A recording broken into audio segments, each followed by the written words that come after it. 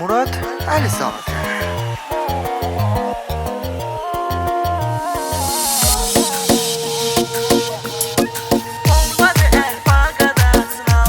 Ay arzularım qalıb ürəkdə yarımçıq.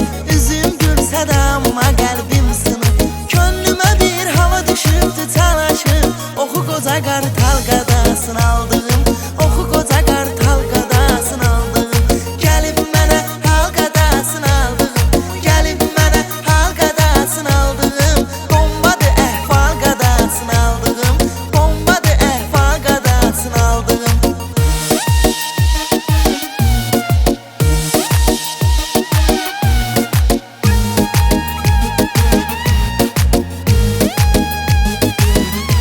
Ay bahalı maşın sürüb neynirəm mən. Atam qədimi maz kimi sürürəm mən.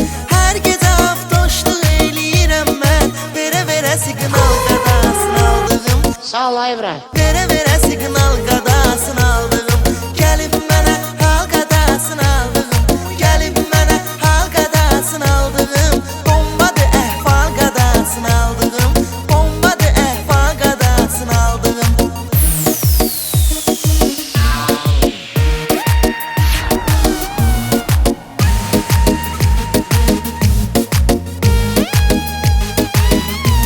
Ay qayın məni saxlayıb bilmirəm nədən. İçkili maşını sürmüşəm bilmədən. Gəlib axırda ata çıxartdı bölmədən. Qolunda qandal qadasını aldığım. Qolunda qandal qadasını aldığım. Gəlib mənə hal qadasını aldığım. Gəlib mənə hal qadasını aldığım. Bombadır əhval qadasını aldığım. Bombadır əhval qadasını aldığım.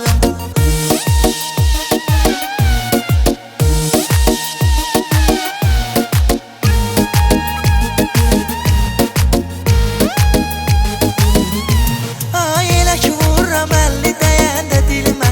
Elə bil çəkilirəm hansısa filmə. Su atan pistolet götürürəm əlimə. Çəkirəm serial qadasını aldığım. Çəkirəm serial qadasını aldığım. Gəlib mənə hal qadasını aldığım. Gəlib mənə hal qadasını aldığım. Bombadır əhval qadasını aldığım. Bombadır əhval qadasını aldığım.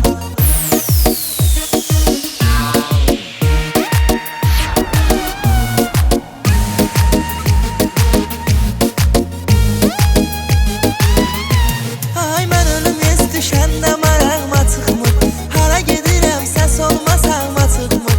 Bir dənə normal adam qabağıma çıxmır. Çoxudan o